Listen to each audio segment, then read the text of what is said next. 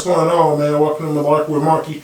Here with Duder. What's going on? How you feeling, man? I'm feeling good. What's happening, player? Man, I can't complain. Go ahead and give yourself a shout out, man. Your social media platforms. For sure. My name is Duder. You can find me on Google. I'm on all streaming platforms like iHeartRadio, Spotify, Tidal. Okay, yeah, good stuff to find you. Okay, y'all make sure y'all go look for my man Duder. He's on there like that. I'm going to get into the first question. The first question I'm going to ask you is when you start rapping, man? I started rapping back in middle school. I started rapping with my homeboy David Neighbors, Cameron Derrick, and old school homie Chili D, Derrick. right. Okay, big shout out to everybody. Big shout out, man. Definitely real stuff. Next thing I want to ask you is, who was you listening to, man? I was in Tupac, Snoop. Shoot, I go back further than that, but Big Daddy Kane. Yeah. I like the Dog Pound, the Outlaws. There's a lot of artists I like. T.I. Yeah, definitely got different genres for everything. You know what I'm saying? Your ears as well. Listen to them. Oh yeah. Yeah. Okay, so the next thing I really want to get to know, Tupac or Biggie, man? Tupac. I like Biggie too though, but Tupac. Okay, why would you go towards Tupac? Well, Tupac, I like Tupac. Tupac rap about everything. You know, he got a large body of work. You know what I'm saying? It seems like he rapping, he coming from inside. You feel me? Yeah. Like it's real. You know. Yeah. Not saying the Biggie's wasn't. Biggie, Biggie come with real shit too. You know. But I'm just saying it was. You know, Tupac. Everybody can feel Tupac. No matter who you are. You know what I'm saying? Yeah, real stuff. With that, you got your mix coming up, man. How's everything going with your EPs, mixtapes, and everything? Oh man, it's going pretty good. Yeah, man. We got several projects coming out. We just released the single "Don't Give Up," featuring Moe Z MD, War Child, and Lowkeezy. Huge, man, huge. Oh yeah. Yeah. And we got that on all streaming platforms. And then we got another project coming up. Me and Lowkeezy. It's called Two Sides of a Story. Yeah. And then I got also my solo CD coming out, but it's untitled right now. I don't want to give it away just yet because although it might change, but yeah, we got some stuff coming. Right, yeah, that's being on the way. Bet. That's what I like to hear. Another thing I want to get to you is that, bro, your visuals and your body, your work, bro. You've been in the game for a long time. You know what I'm saying? You see a lot of stuff. You see a lot of changes, man. What's some of the things you just won't ever forget? Oh man. That's a lot. I mean, I'll never forget my first advice I got from a famous rapper before, and this years ago when I was like in high school. I was working at the Buckle, and I was going on my lunch break, and I ran into a group of guys. There was a rap group. They were called the Low Lives, and they was on tour with the 5th Ward Boys and Badass from the Dog Pound, and they took me to meet them. I was like, nah. I'm Badass in the Eastland Mall, because Evansville, small town. Yeah.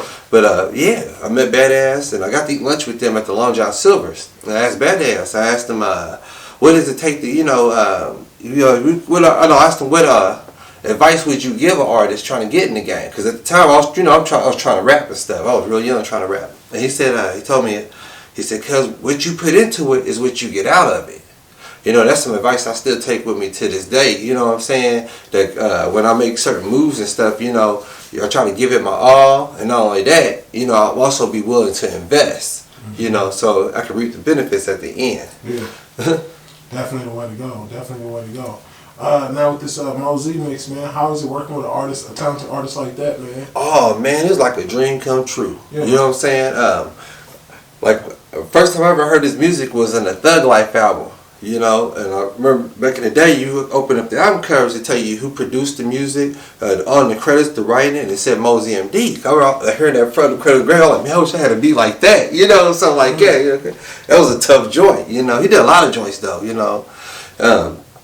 But yeah, man, it's like a dream come true, And when I'm hopping on the song, that was a blessing, It just, man, it took it to a whole different level, because he said, man, dude, man, that's like one of the best collabos, you did to this day. I have to agree with him, Good stuff, yeah. Good stuff, man. Yeah, good stuff to hear. Another thing, I got to touch back on that. Man, how do you like your visuals, man? I see your visuals, yeah. How do you like your visuals, man? You got a lot of visuals that I like, man. Yeah, thank you. Yeah, I love them. A lot of them I shot at home, I just want to show my city, the rappers back in the day, when hip hop originated in the Bronx, the rappers from the Bronx, they rap about the Bronx. Brooklyn, they rap about Brooklyn. Then when they went to the West, the West Coast, they rapped about Compton, Long Beach, So I wanted to follow that, you know what I'm saying? Like the G's did it, you know what I'm saying? I want to do the same thing. I want to put on for my city, let people know about Evansville. Yeah, that's right. So yeah. Definitely something to really do it that way, Right. Show you showing the pavement the right way, Another thing I got to ask you is, how is this COVID-19, if it has, how has this COVID-19 affected your music, or how has it improved your hustle? If anything, it might improve my hustle. It's sad that, this is going on, because a lot of people are affected by it. I have some of my close relatives that's just had it recently, But as far as my hustle goes, being in the house, you have more time to perfect your craft, more time to write, more time, to get things the way you want it, and also more time to look up things. Like I look up different ways of how I can hustle my music and how to get, because it's a different game. You know what I'm saying? With the internet, changed the game. Yeah. It made it easier for guys trying to come from an underground. You might make it. If you got a good hustle. It's an independence world now. Yes, sir. So that's what I try to do. Try to either learn more or perfect my craft. Yeah, keep going, just like that. You gotta perfect your craft and learn a little bit about something like this. Showcases, man. You got any showcases, anything like that was gonna pop off, or? Not at the moment. Yeah, not at the moment because of COVID and stuff. Yeah. With the COVID thing popping off, has it critiqued your style more? Yeah, like I got the I was in the house working more and like yeah, I think so. It's just more time to think and more time to formulate. Mm-hmm. That's the main thing. Formulating something real good.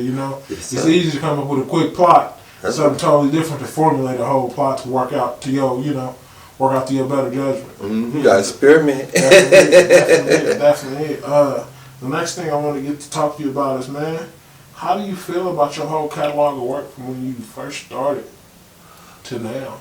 Wow, that's a good question. I mean, I like it because I was listening. It's like sometimes I listen to my old stuff, but then a lot of times I do. I have to go back to my old stuff. You know what I'm saying? So I can see where I came from and how far I came today.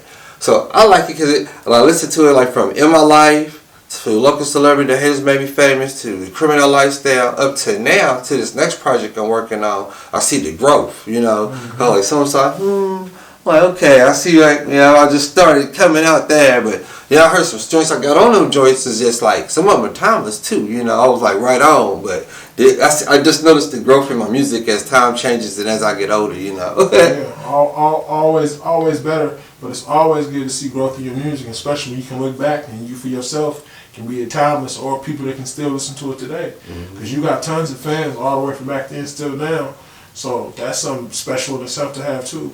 Oh yes, yeah, that's a blessing. Most definitely. That's the whole point of everything, man. To get you out there so you can see your fans and your fans can get to know you. Man, I see you got some nice bifocal frames on, man. Thank you. I see you got the chain shining, man. Looking like that, man.